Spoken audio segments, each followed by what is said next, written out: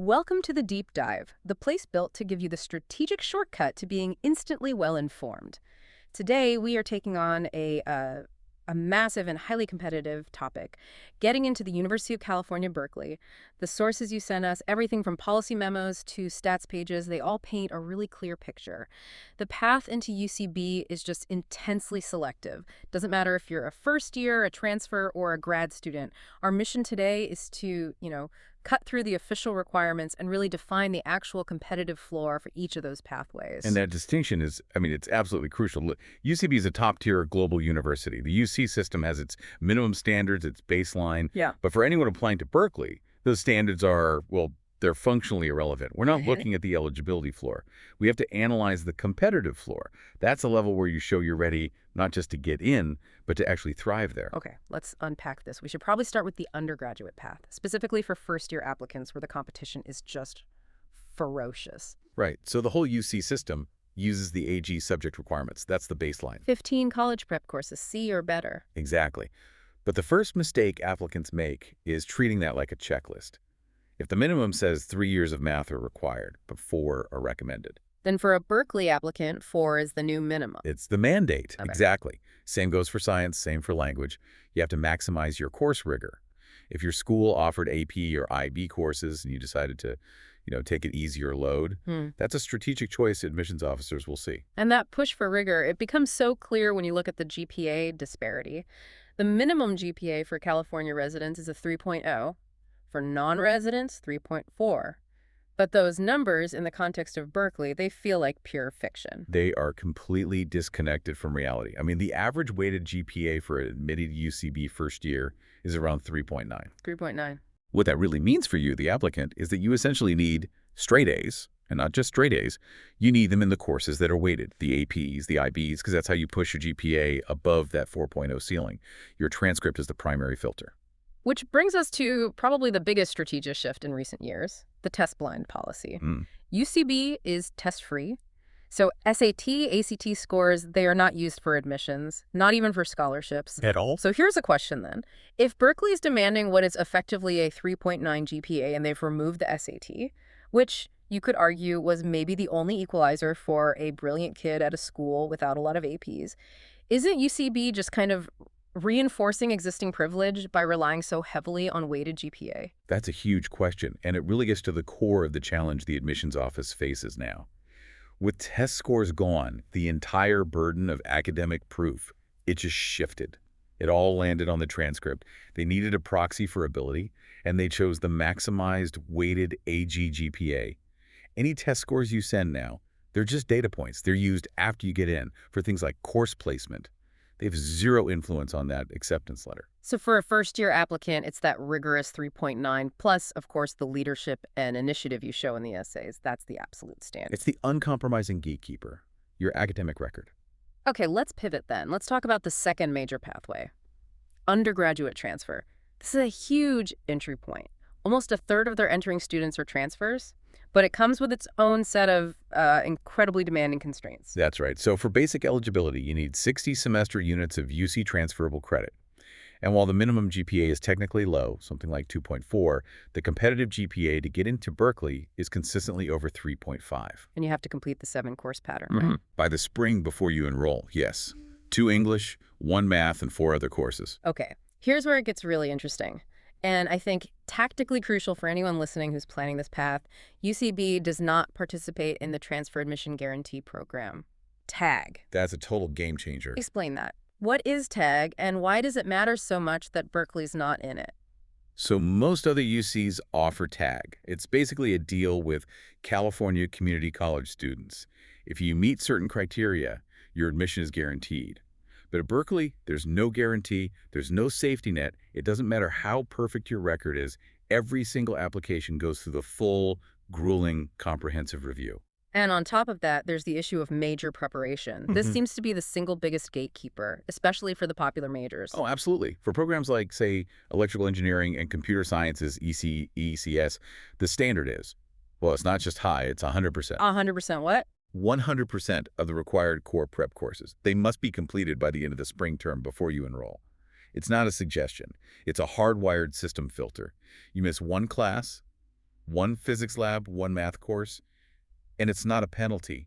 It's an automatic rejection. Just to put that in perspective for people, what kind of courses are we talking about? We're talking about really intensive STEM sequences, a full year of calculus, multivariable calculus, differential equations, linear algebra, and 2 calculus-based physics courses with labs.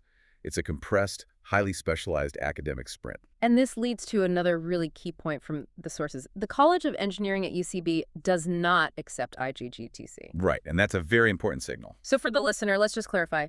What is IGTC, and why would UCB Engineering reject it? IGTC is the standard general ed path for California community college students. It's designed to give you a broad, liberal arts foundation. UCB Engineering rejects it because they prioritize specialization over breadth. They want applicants who have used every single one of their units on major specific prep, that intense math and physics. They're looking for immediate specialized contribution. So you have to use that tool, assist.org, to map out your courses perfectly. You have to. Any deviation is a critical failure. It's lesson application and more. A flawless tactical plan. Absolutely. And that intensity, it carries over just in a different way when we look at graduate admissions. Right. So the third pathway. Here, the focus is less on prerequisite checklists and more on demonstrating what high-level academic fitness. And the potential for independent scholarly work. Yeah. The minimums are simple, a bachelor's degree, a 3.0 GPA. But, as always with Berkeley, the devil's in the program-specific details. And unlike undergrad, testing is still a thing here. It is, but it's completely decentralized. You have to check with your specific department. For example, the sources are clear. The Master of Public Policy program, the MPP, it requires the GRE for fall 2026. And that's non-waivable. They even give you the institution code. So you can't assume anything. Nothing. You have to do your homework. And this complexity gets even deeper with the essays. Graduate applicants have to submit 2 very distinct statements. The Statement of Purpose, or SOP, and the Personal History Statement, PHS. So for someone used to writing just one big essay, how do you make sure you're differentiating these effectively? How do you not repeat yourself? The differentiation is the entire key to success. You have to be strategic. The SOP is your academic pitch. It's about your research, your specialization, your career goals. It answers the question, why Berkeley for your specific scholarly needs? It's about your fitness as a researcher. Okay, so that's the what and the how. Exactly. Then the PHS is the contextual pitch. It's the why. Yeah. This is where you talk about your background, your life experiences, the challenges you've overcome. It's where you highlight your resilience, your unique perspective. Your contribution to diversity in a broad sense. Precisely. The SOP proves academic mastery. The PHS provides that crucial contextual strength that shows you align with Berkeley's public service mission. You need both, the academic muscle and the narrative of grit and purpose behind it. Okay, let's wrap this up with some of the logistical non-negotiables and the massive financial reality check that often gets overlooked. All UC applications are on the same strict calendar. The app opens in August, but you can only submit between October 1st and November 30th. It's a fixed window. No rolling admissions. You hit the deadline or you're out. The fee is $80 per campus, a bit more, $95 for international applicants. And thankfully, there are fee waivers for up to 4 campuses if you qualify. And for anyone applying from outside the U.S., you have the English Language Proficiency, or ELP, requirements. And I noticed a subtle difference in the scores here. There is. For undergrads, the minimum is a TOEFL score of 80 or an IELTS of 6.5. But for graduate students, It jumps. A TOEFL of 90 or an IELTS of 7. And that 10-point jump isn't arbitrary. It reflects the much higher level of independent scholarly work expected of a grad student. You know, seminar discussions, writing a thesis. that makes sense. But this brings us to what might be the biggest barrier of all for international applicants, the funding constraint. This is the big one. And it's a hard fact of the system. International students are explicitly ineligible for U.S., federal, state, and even UCB institutional need-based financial aid. No grants, no loans, no work study from the university's financial aid office. That just elevates the whole application to another level. It's existential. It means you, as an international student, Must prove you can self-fund the entire degree, either through private money or external scholarships. You have to show you have the resources to secure your visa. And for a university that costs tens of thousands a year, this financial hurdle is probably the single largest non-academic obstacle. So what does this all mean when you put it all together?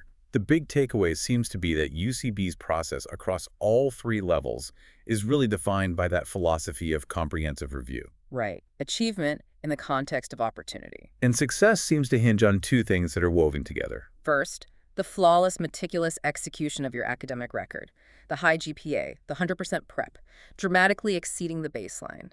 And second, a powerful, deeply differentiated story in your essays, whether it's the PIQs or the SOP and PHS. They're not just looking for high grades. No, they're looking for persistence, leadership initiative, the documented potential to have a real impact. And if you connect that back to Berkeley's own history, the free speech movement in '64, its legacy of challenging the status quo, the application seems to be asking for more than just academic brilliance. With all this emphasis on service, on overcoming challenges, on contributing to diversity, the ultimate test seems to be whether you can show that you align with that tradition, that you'll use knowledge not just for yourself, but to challenge and shape the world. The truly competitive applicant seems to need both the grades of a scholar and the grit of a revolutionary.